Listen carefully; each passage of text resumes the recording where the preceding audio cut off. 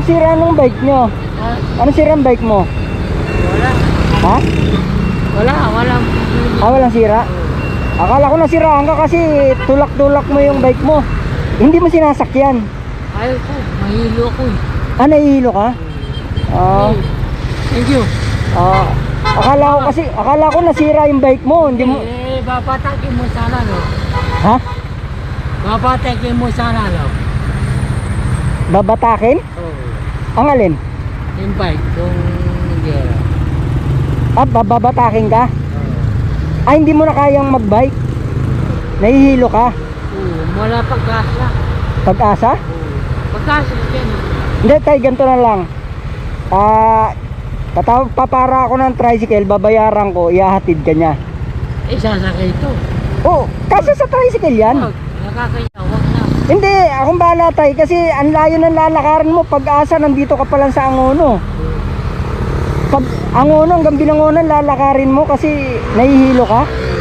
Akong bahala. Hintay mo ko rito ha.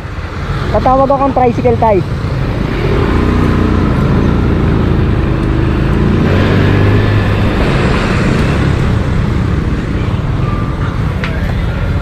Sir, dito kayo sir? Ha?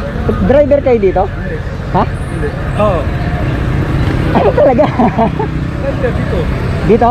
Kasi si tatay nahihilo, nagbabike. Ang problema, hindi na siya makapedal kasi nahihilo. Ihahatid mo lang siya kung magbabayad. Ayun na, nagbabike kasi si tatay, nahihilo. Pag-asa lang. Lalakarin niya hanggang Pag-asa yung bike hindi na niya kaya magbike, kaya tinutulak na lang niya. Ang problema, layo pa nun. Pag-asa Binangonan, nandito pa lang siya sa Angono. Ayan o. Ako na bahala, ako magbabayad. Isakay mo lang yung ano niya, yung bike. Ito o. Kasi gustuin ko man siyang ikisakay. Ang problema, hindi kasya yung bike niya. Ito o. Ako magbabayad. Tay, sumakay ka na, ako na bahala.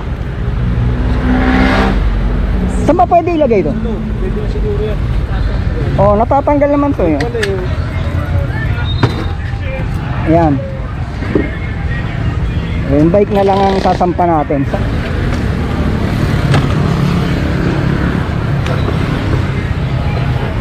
you. Wala naman po, wala naman. Tay, pasok ka na sa loob, upo ka na. Dito na. Ha? Hindi, dito ka sa loob, baka malaglag ka nahihilo ka